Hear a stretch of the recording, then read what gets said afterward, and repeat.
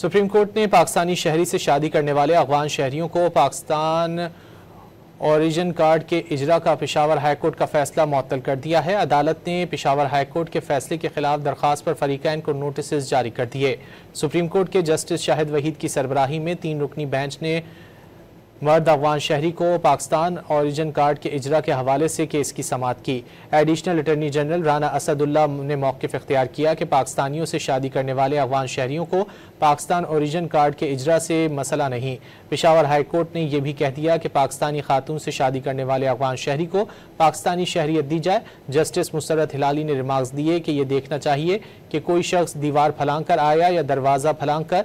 अदालत ने Peshawar high court का फैसला मुअत्तल करते हुए फरीकैन को नोटिस जारी कर दिए।